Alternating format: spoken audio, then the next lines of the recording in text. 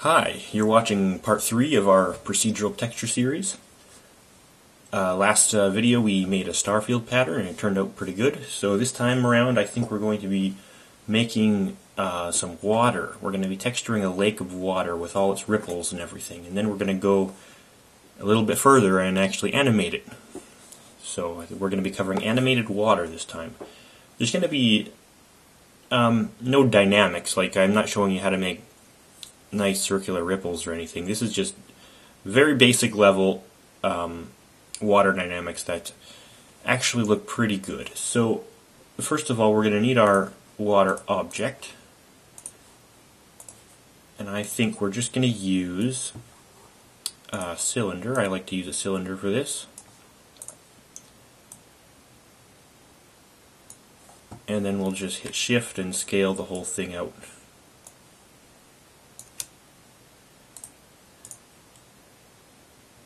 There we go. So let's see what we got here. It's going to be gray because the default light direction is always directly into the camera from the front view. So we just want to delete this light and grab another one and just put it at some sort of nice direction. Let's do that. That looks better. Okay, another thing we would do before we get to the water animation is we want to have something for the water to reflect.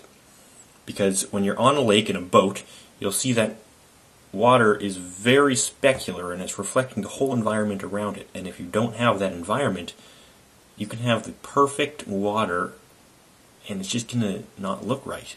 Because there's nothing for it to reflect and actually give it that texture. So a quick way of achieving this is we're just going to take an environment texture like we did in the last video. I'm also going to set ambient color to 0, and we're going to pick a diffusive texture, and of course it'll be image mapped, and we're going to load an HDRI image. Now these aren't real HDRI images, these are just, they're nice. They're formatted to fit around a sphere properly. And I think, yeah, that's a good one. Maybe I have some, no, that's, we want something that looks like outdoors. This will be fine. Really basic. We'll just do some spherical mapping so it kind of looks good. Okay, and now we can see a little bit of it in the background because it's being wrapped around our whole scene. And now when we actually make the texture, it's going to look really nice because the water has all these bumps on it and it's going to be reflecting light at various angles and it's going to look very realistic. So let's grab our cylinder and set the texture. We'll make a new texture, and we have to do procedural 3D. And this is for different reasons than the last video, because if you think about it, really this is just a flat surface, so we could do 2D, and it's true, we can, but we need a 3D element in there if we want to animate it, and you'll see why in a bit. But first, I've got a question for you. What color should we put into the diffuse channel? In other words, what color is water? Water is, of course, colorless, although actually it's blue with massive quantities. You can see it's blue. But what color are we going to throw in here? I know we're going to need some numbers, and we're going to have a color, and we're going to need a pattern. I'm going to grab noise. Pretty basic pattern that'll do the job nicely.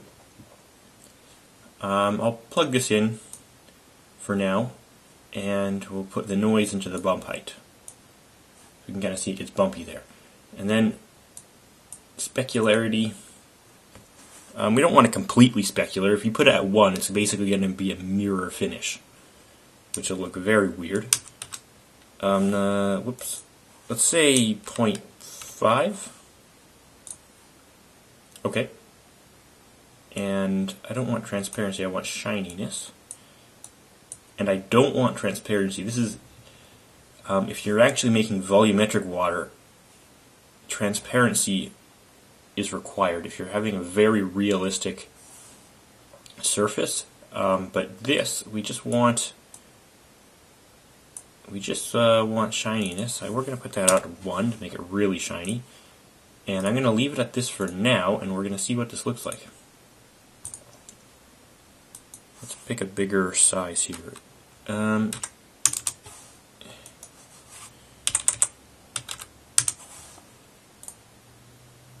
Wow, okay, that looks pretty good. You can see different elements of the texture around it. Although the water is very light, and let's see, if I just go like this, so we can see the background at the same time, we'll see that the water is much lighter than the background is, and that's not how it actually happens in real life. In fact, it's the same color, if not a bit darker. So this is because the diffuse color we gave our texture was white. And so I'm going to set it to black, and we're going to see what that looks like, just so we see the two extremes. And that looks even worse, I would say. Yeah, so I'm showing you this because it's kind of weird how it works. Since if you're just kind of guessing how you would make it, you would never think to put gray as the color. But that is the case. And that looks pretty good. There's also this specular color, if you noticed. We can delete this, and the specular color actually alters the rays of light that get reflected back. Okay, so this is now going to darken everything getting reflected off the surface, but the surface is still going to be white. So if we take a look at this, now we see the white surface, but it's overlaid with a reflection of our environment that has been darkened. And it looks kind of washed out. It does not look good. Of course, you can play around with all these. That is the great thing about procedural textures. So we're doing gray. We hit render, and that's good. That is, I mean, you could do it better. Just put a little more effort into this, and it will look pretty good. You can even alter the noise module and add more octaves to make it a rougher surface. Increase amplitude to make bigger waves. Yeah, but we're using the bump mapping, because the bump height here, because it's super fast. If we use displacement, it would actually create real geometry, and it would just slow the thing down like crazy amounts, and we don't want that. So, I have another question for you. How are we going to animate this? And I'll give you a hint. That's where the third dimension comes in. You can basically treat this surface as a two-dimensional surface, but the texture is three-dimensional. So it's taking up 3D space, and we're seeing a cross-section of it. So, if we take the texture and actually sink it into the scene, and have the coordinates of the texture move, but our object stays the same, it's like we're going to see different cross sections of the texture as time moves on. I hope that made sense. Maybe in the future I'll make a video to clarify that, because that's a pretty cool concept. But as you see, this is a top view, so we have our Z coordinate going through the object, our X coordinate going here. So if we moved our texture along either of those, you're just going to see all the bumps kind of move uniformly.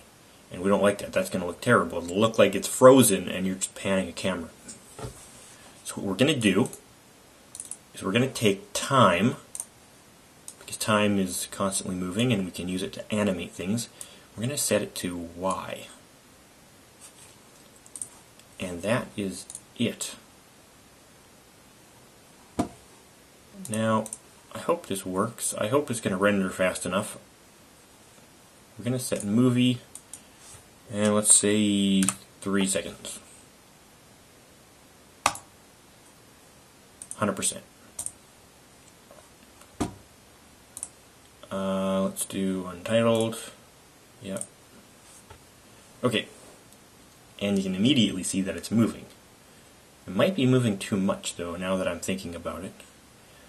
But hopefully you can see that this is the texture passing through the object, and the object is capturing an image of that texture where it's intersecting with the object. And okay, this is going pretty good. We'll be able to see the real-time video in a second.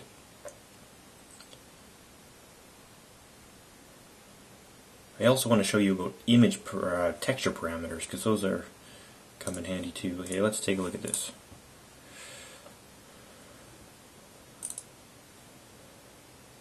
Wow, that is fast. But you get an idea. It's looking pretty good, actually. But we want to slow the ripple down, and I think it'll be perfect. And we can do that simply by shrinking time.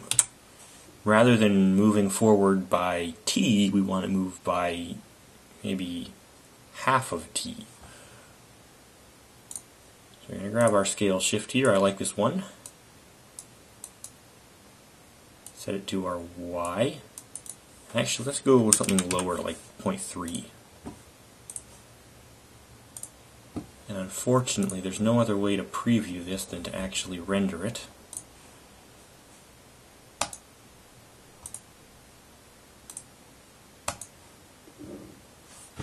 Okay, it's a much more subtle animation this time, but I think that's what we want. Because really, if you think about it, if you've ever been out in a lake, in the middle of a lake in a boat, there is surprisingly few ripples. So like if it's a calm day, what we've modeled here is actually probably overkill. Like, I mean, I've been on lakes that are actually like glass, and this is not working. Something's wrong here.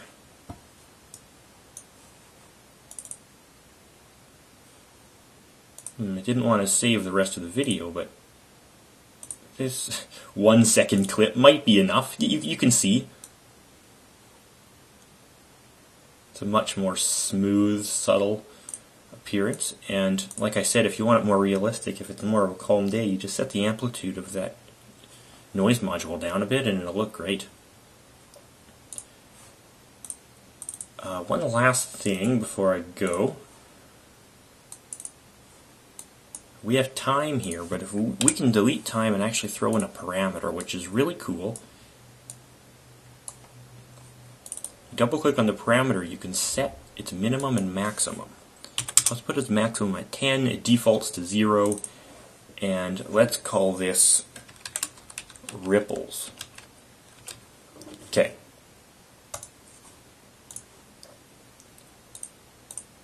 Now we can see the texture parameter here, and we can actually change this, and you can kind of see the bumps here with that shiny part moving as we adjust this. And that's because this is now acting like our time was, and we can manually change this. And now you can actually animate the parameter of the texture. See, time is something that we didn't have any control over, but now we can actually animate the texture parameter from one value to another. It can go backwards, you can go forwards, you can do all kind of fancy stuff, which isn't required for water, but it is something really cool that's important to know. It's very good if you want to make a looping animation, because you can have it go from 0 to 5 and then back to 0, so it kind of goes forwards and then backwards, and then it can loop after that. Yeah, I think that is all. I want to take one more look at this. I quite like that. So yeah, that is it for this one. I'm going to have something a little more complicated for you next time, though.